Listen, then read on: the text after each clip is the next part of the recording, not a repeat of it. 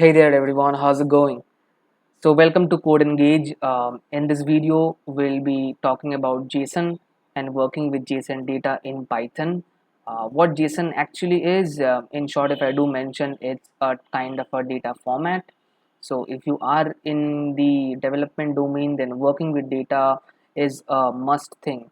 And also specifically, if you are in the web development domain, for example, you're making an application, a web application, then the data format which we generally prefer is JSON. Why? Because it's very much human understandable.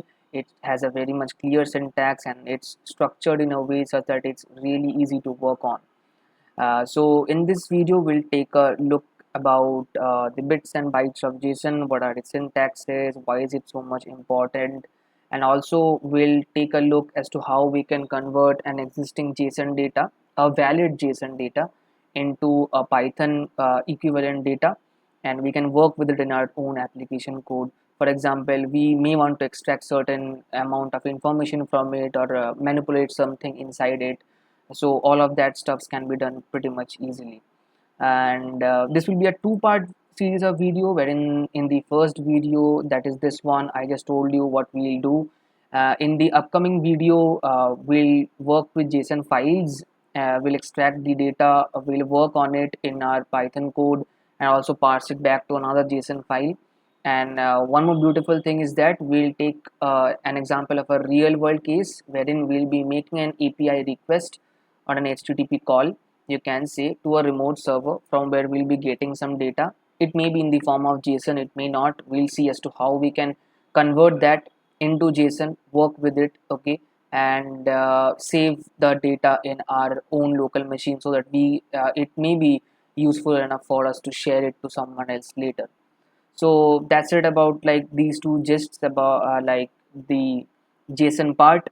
So without any further ado, let's get started. Also, if you are new to the channel, don't forget to smash the subscribe button. You won't miss out any kind of notification whenever I upload a new video. If you do like the video, don't forget to press a thumbs up. Do share it with your friends and peers and anyone whom you find this content will be valuable enough. So yeah, let's jump right in. So I have my VS Code here. I'm sure that many of you who are watching this video are a VS Code fan. So yeah, high five from my side as well. It's a virtual high five. So, and if you are comfortable with your own editor, for example, Sublime or Atom, you can definitely continue with it. That's not a matter that your code editor will stop your process of learning or so. But essentially, I prefer VS Code because it has various kinds of features, for example, extensions and all, which actually makes the speed, like coding speed, very much like in an increased fashion, you can say. And it's like provides a coding environment which really gives you a feel, okay, we are like coding for the good. Okay, so what JSON actually is, I'll take up my pen, which I have here. Yeah, so JSON essentially stands for JavaScript Object Notation. Now if you are thinking like, if for the first time, let's say you are hearing about JSON and seeing this big hodgepodge kind of stuff, like, oh my god, JavaScript Object Notation, like, it might sound to you, it might come to your mind that do I need to know JavaScript in order to know about JSON? Trust me, it's not that particular case. Okay, JSON is simply a kind of a format of a data which is very much useful for us to work upon. Okay, so JSON is like used for storing and transporting data between applications and the web. So what do I mean by it? We'll take a look at this, why JSON is significant, then we can understand that. So why we prefer JSON? Because it's self-describing in nature and also it's very much feasible for human understanding. You need to understand one more thing here, that why is the necessity of a structured and an unstructured data happens.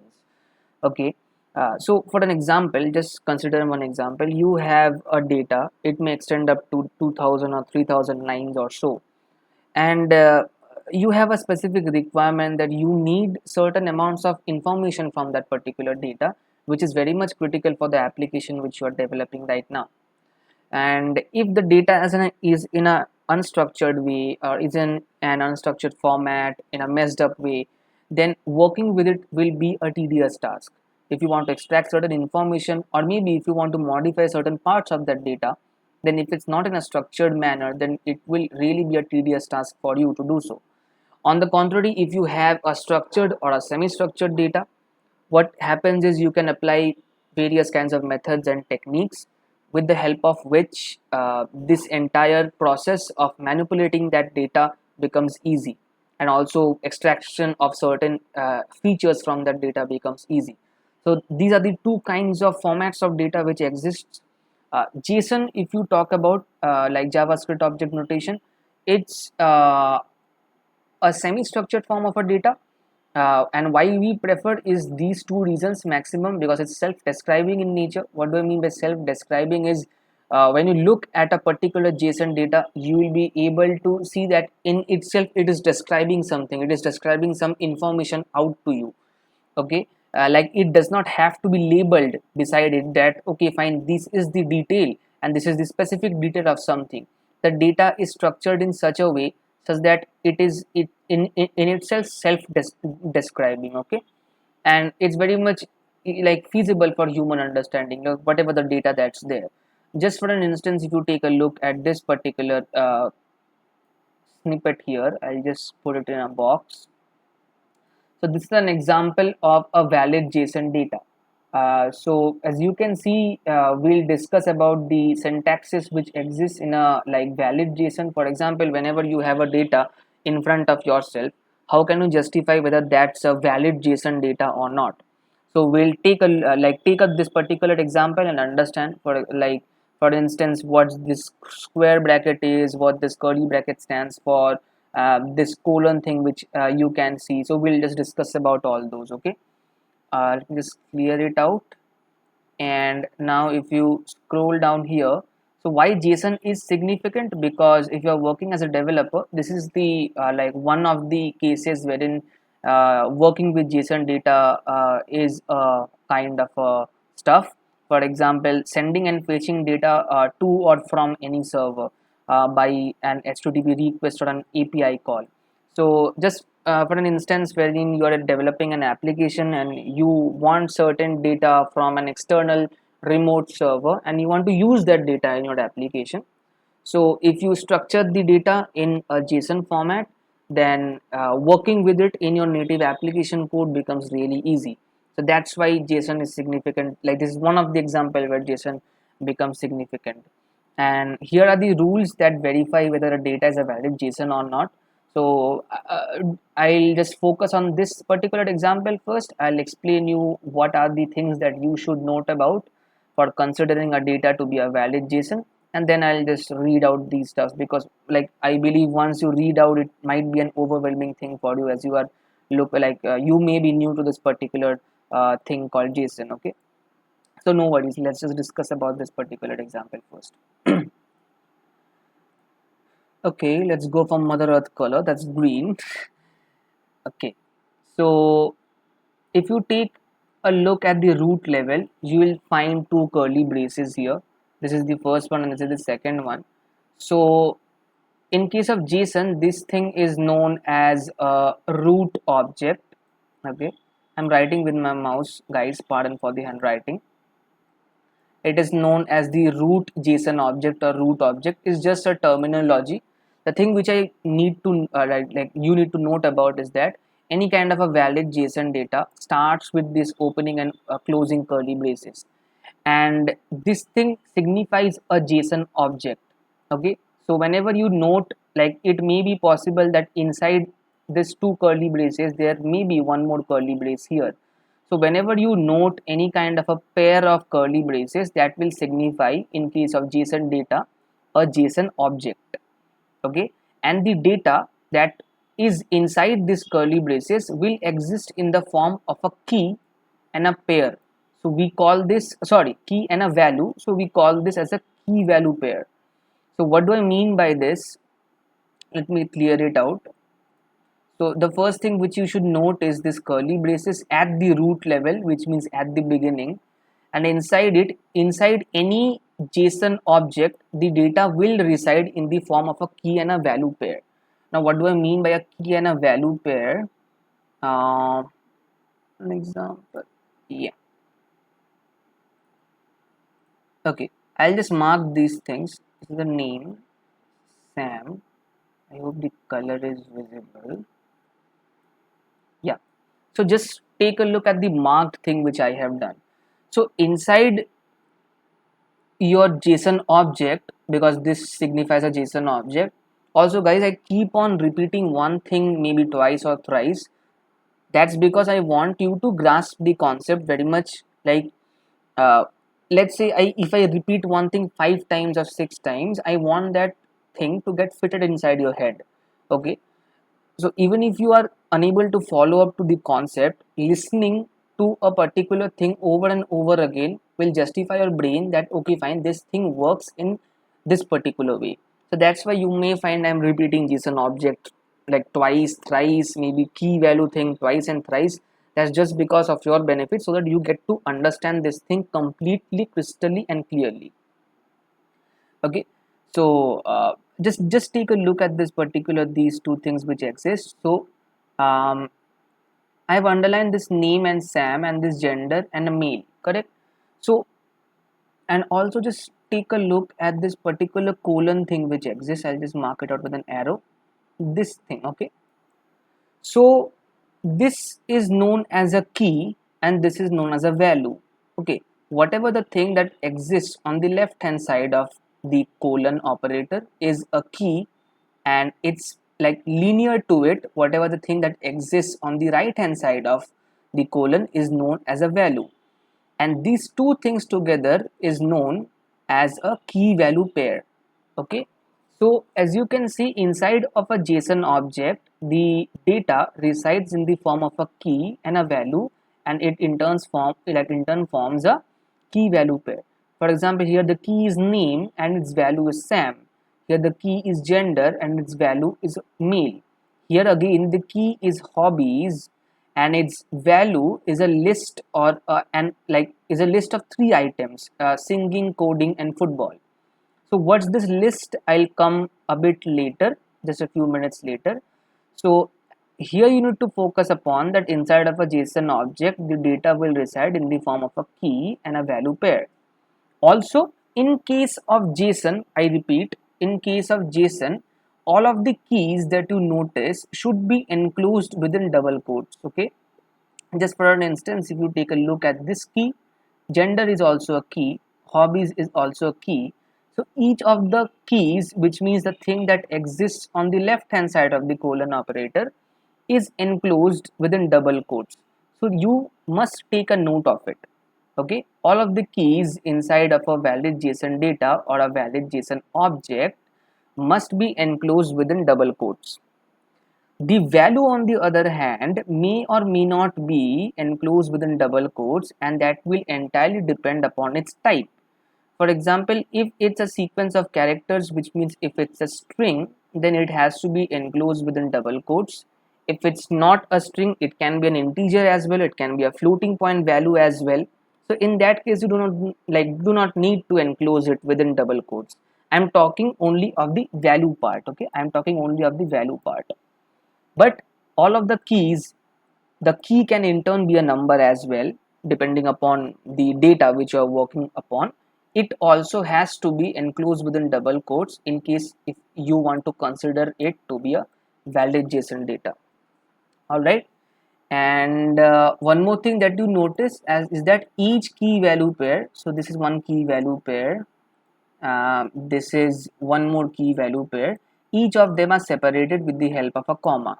Okay, so you have to note this in mind, that inside of a JSON object, the data will reside in the form of a key value pair. All of the keys that exist will be enclosed within double quotes, and the value may or may not be depending upon its type, as I told you. And each of the key value pair, okay, will be separated from the next key value pair that exists within this particular object with the help of a comma.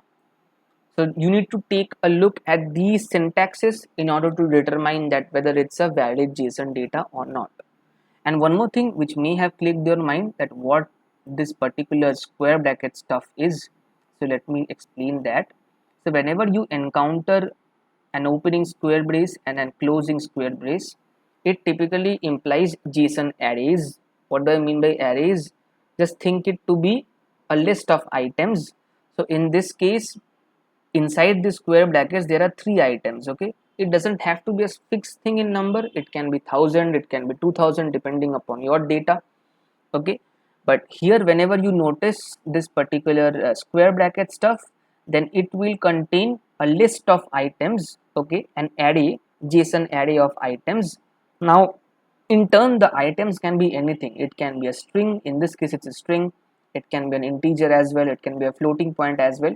One more good thing, that each item inside of a JSON array can also be a JSON object. Okay, now you might not be able to understand this with the help of this example. When we'll be working with this json.py file, I have a data wherein I'll be showing you that what I actually meant by this particular line that I told few seconds back. Okay, so in this particular case, hobbies is a key, of course, because it's existing on inside of a JSON object and also on the left hand side of a colon operator. But the value of hobbies, instead of being a normal string or an integer, is an array of items. So that's what the significance of square bracket is. I started from the absolute scratch so that even you are not comfortable. For example, if you have worked with dictionaries in Python earlier, or let's say for an example objects in JavaScript earlier, then understanding JSON would be a piece of cake for you. But it may be also possible that there are many individuals who do not know what JSON actually is, or what this particular format of key and a value pair actually means. Okay, so that's what, so you just need to follow, like, let's summarize quickly. After that we'll be moving into the py file wherein we'll convert this, like, a valid JSON data into a Python equivalent data. How that's done, I'll explain even that. And also you just take a look about, like, take a note about this thing which I told, self-describing in nature.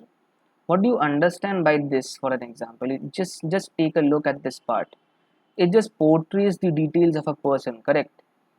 That person's name is Sam, that person's gender is male, that person's hobbies include these three stuff.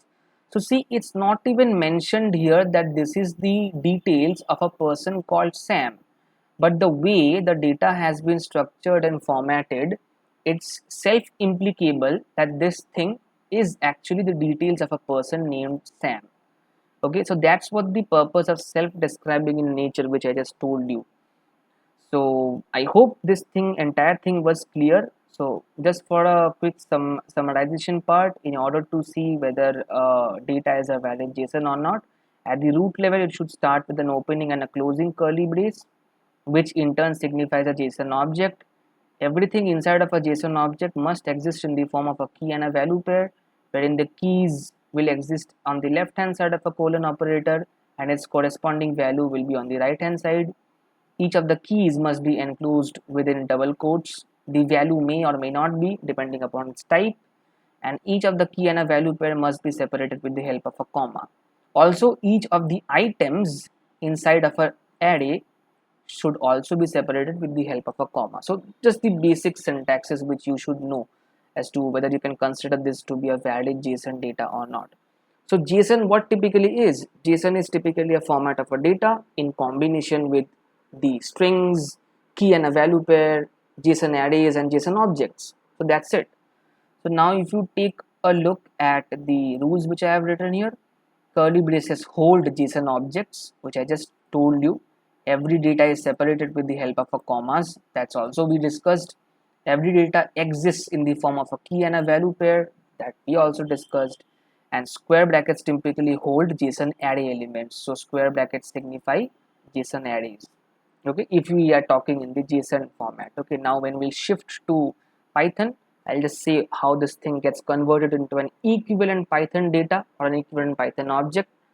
So once it gets converted to something of a programming language, then we can use the concept of that programming language in order to work upon it, correct? So yeah, let's go to our json.demo file.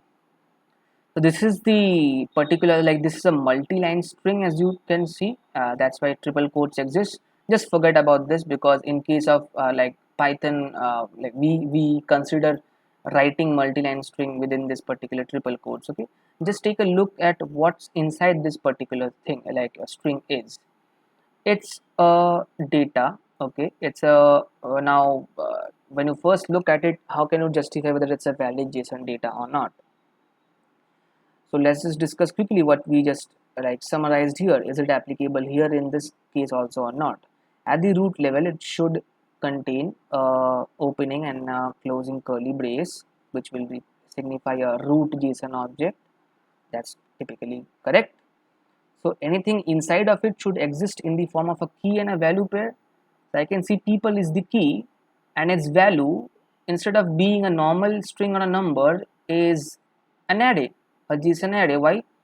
Because on the left hand side of the colon operator, I have people, which is the key, and it's enclosed within double quotes. That's perfectly fine.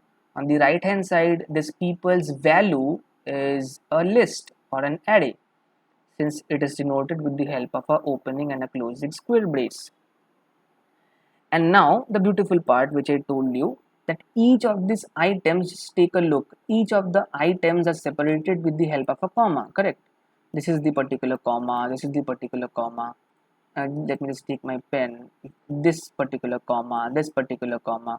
So each of those items inside this particular list are again separated with the help of a comma.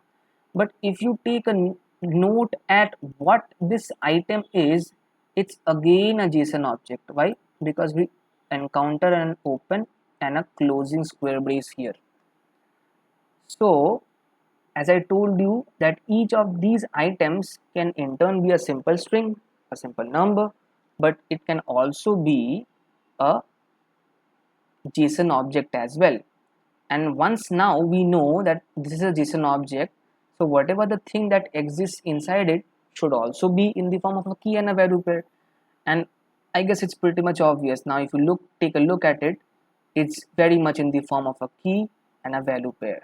Okay, here as you can see, this value is not enclosed within double quotes. So I told you that the corresponding value of any key, for example here the key is age, can also be a number. Like it can also be a boolean value. For example, if you take a look at this true, this false, it can also be a null value, as you can see, which means nothing. So yeah, this is a valid JSON data, correct? Now in order to convert this JSON data into an equivalent Python data, what's the logic there? So if you take a look at the official documentation of JSON library from Python, you will find this encoders and decoders part here, wherein it's just giving you a mapping as to what it will do. For example, when you have a valid JSON data and when it gets converted to a Python equivalent data, JSON object is mapped to Python dictionary, JSON array is mapped to Python list, string is mapped to str signifies string in Python, integer is integer, real value, which means numbers with a decimal value, will be mapped to float, true is mapped to true. Just note this case here, it is uppercase T, because in case of Python the boolean values, the starting thing is a caps lock thing, and null will be mapped to none. And it happens vice versa, which means whenever we convert a Python data in back to a JSON valid JSON data, the arrow, instead of from the left to right, it will shift from right to left. So this is a vice versa kind of a thing. So whenever you need to note as to what the like JSON elements or objects will get mapped to a Python equivalent data, or in case of Python data to an equivalent JSON data, you can just come into this documentation here and take a look at this particular chart which exists. Okay, so now let's go back to our code. I'm going very much slow, guys, because I want each and every one of you to understand every bit that I code up. Okay, so in Python we have a library named as JSON, so we need to import that. So that's what the first line here is. So this library in turn has certain methods which will help us to convert this valid JSON data into an equivalent Python data. So let's start. So now once we have analyzed that this is a like valid JSON data, now let's convert it to a valid Python data. Okay, so I'll just write JSON dot, there is a particular method known as loads. If we just hover it over here, this is a feature of VS Code which gives the brief documentation as to what this particular method is doing.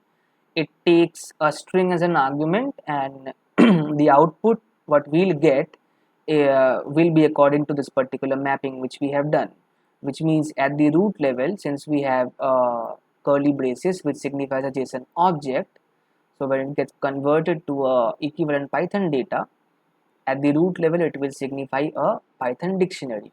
Okay, this square bracket is a JSON array, so it will signify a Python list, and all of this stuff. So this is a particular string, so that will remain a string. It's an integer, it's an, like, it will remain an integer. One more good verification which you can do is that this null thing, okay, that exists in this JSON data, whenever it gets converted to Python, it will be mapped to none. Okay, so we can take a, like, make it as a verifying point that okay, it is being converted to a valid Python data. So what argument will I pass? I'll pass this particular multi-line string, this particular JSON string. It's a string actually, which in turn holds something which is a valid JSON data. So I'm passing it here, and the resultant of it will get stored in PyData.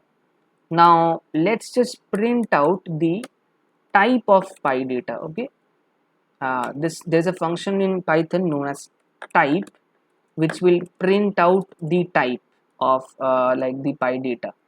So after this thing got converted, since at the root level it's a JSON object, so PyData, the type of it should be a JSON, sorry, a Python dictionary, right? According to the mapping which we have done here. So let's just work. This is a particular command line. I'll just run this. Let's see whether it's correct or not. Okay. See, this is class dict. Dict means dictionary. So it's absolutely correct that our data, this was a valid JSON data, and whenever it got converted, okay, to equivalent Python data at the root level, since it was a JSON object, so the type of this PyData variable is a JSON dictionary, sorry, a Python dictionary. So now if you know about the concept of Python dictionary, for example, if this is a dictionary, then people is its key, then we can access its value with the help of the normal syntax of Python dictionary which we have. Okay, so just in case, I'll just want to show you one more thing, is that whatever the mapping thing which we had seen there is actually working. So if I again run that, so just take a look that that null thing got converted to none here. Okay, the smaller case true got converted to a capital case true, and rest I guess all are same, because this thing in Python, the curly braces represents a dictionary, the square braces represents a list. So one of the major changes which you can note about this none and this particular boolean value, so if you come back to this particular mapping, you'll be able to see this as well.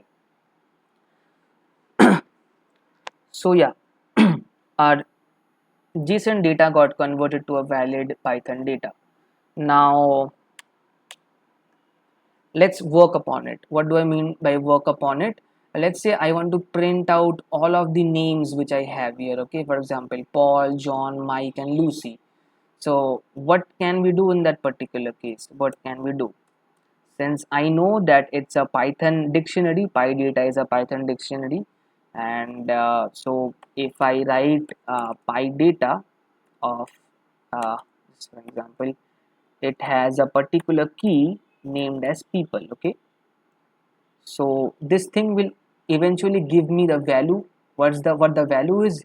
Value is a list, so I can loop through a Python list and access each of these items that are here. And once I get to access each of this item, since it's again a Python dictionary, because in case of Python, curly braces signifies dictionaries, so again I can access this particular name, or let's say age and ID and all those stuffs which we have. Okay, So let me just do it quickly. We'll just implement a for loop here. So for items, let's say for each item inside PyData of people. So PyData is a dictionary and people is its particular key. So PyData of people will give me this particular value that exists inside the people key. Okay, the value is a list. So since it's a Python list, we can loop through it, wherein each of the item, each time it loops through this particular item list. So first, when the loop runs for the first time, item will hold this particular like item here, and what it actually is, it is again a Python dictionary. So now what is my requirement? My requirement is I will print out the name which I have. Okay, yeah, so let me save this. Since item, so each of this item is again a dictionary. So dictionaries have key and a value pair. So again I use the same syntax which I have used here. So item of name will give me this thing.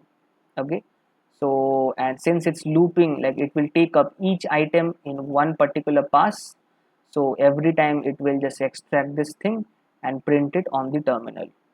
So let's run our code here and see whether what's the output. So as you can see, the output is Paul, John, Mike and Lucy. So I have successfully printed all of this particular first names which I have. So this is a particular example of data extraction from JSON data converted into your native programming object, for example here Python dictionary. So if we have a requirement of getting the names of everyone, we can get it with the help of this particular logic which we have written here.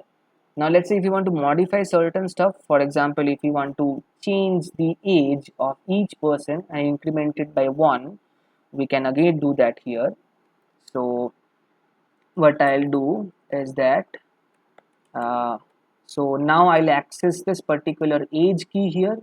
So inside of item as a dictionary, item of age will give me this particular value. Okay, and I want to increment it with the help of a 1. Okay, so plus equals to 1. And now after this for loop has been over, I'll again print out the PyData, which is the Python dictionary that holds it. Okay, let's print it. So as you can see, every age has been incremented by 1. So in case of the first item that existed, okay, if you take at the original data, it's 21 here, but after we have provided this particular logic, here the age is being incremented by 1, and that's what you get to see here. Similarly, every other age, so this was 35, it got upgraded to 36. This one got upgraded to 41, and this one to 26. Okay, so it was 25. You can see here it was 25. Okay, so that's how we modify certain data inside of a valid JSON data which we had. For example, if I want to delete this, okay, delete this work done field, even we can do that.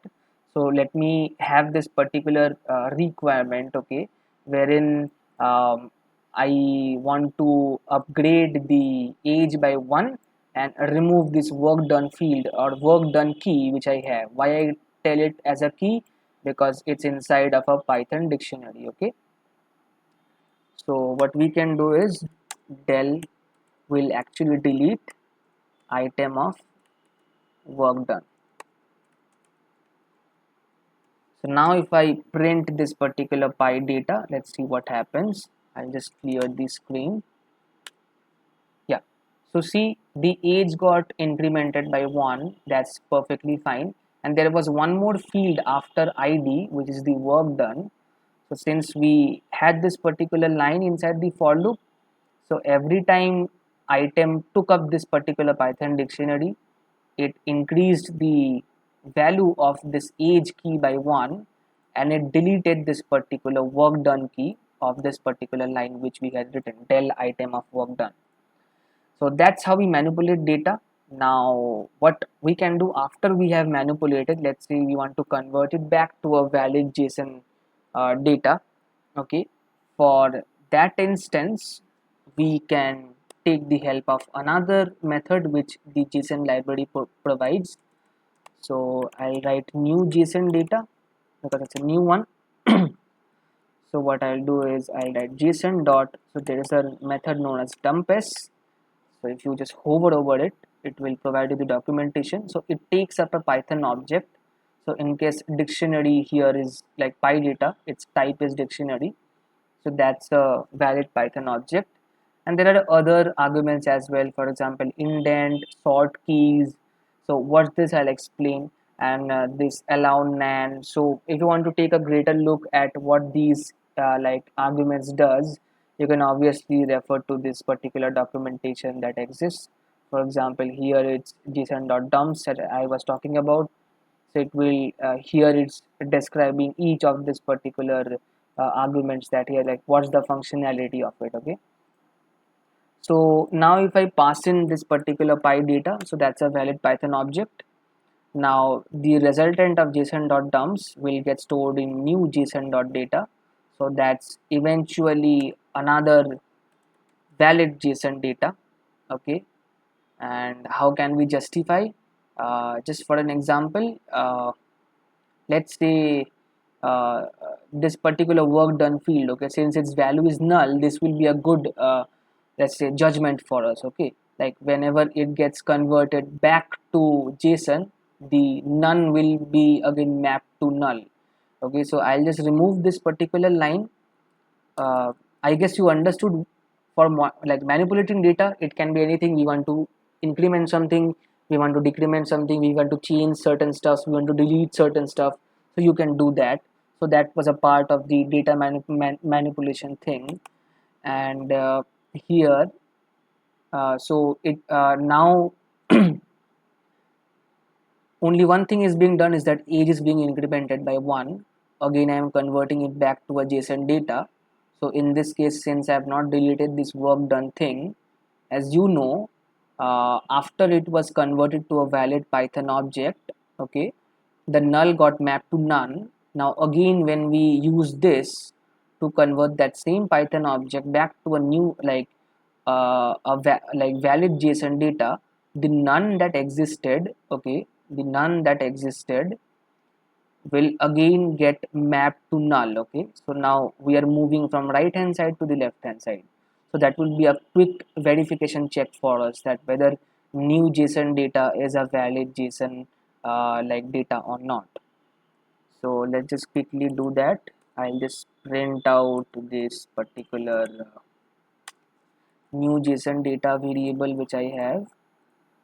Okay, yeah, so as you can see, none was again converted back to null.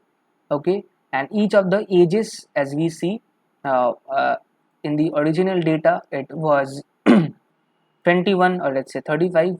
We converted that into a Python object, we again incremented its value, again converted back to a valid JSON data, and in that particular JSON data we have this particular age incremented by 1, and this work done is again null. So this is a kind of a verification check that none was actually mapped back to null. So this thing is working. Now just for an instance, this is printing out in one line, so it's not very much feasible enough for us to read. So in this case, there is an argument with this like dump method, dumps method takes its indent actually. So indent, if I give 3, let's not give 3, let's give 2. Okay, if I save this particular file and again run my particular Python code, so as you can see now it's very much like feasible enough for us to understand. So what indent does is that every other thing that it prints on the terminal, it gives a indent of 2, and this indentation goes like this. For example, this indent is 2, then this particular thing that gets printed in a new line will again be 2 plus 2. So again this thing which gets printed on a new line will be 2 plus 2 plus 2. So it is getting incremented by 2 indent spaces from the previous thing which has been printed in the other line. Okay, so now it becomes quite feasible enough for us to read in like In the previous case it was just in one line. So when we provide this indent argument here, it just does this indentation for us to make it look readable enough for us. And just for an instance, if you take a look at it here, the keys which exist, okay, this is a particular JSON object. Now since it's a JSON data, so that's why I'm referring it to be a JSON object. If it was in Python, I would have referred the same thing to be a Python dictionary.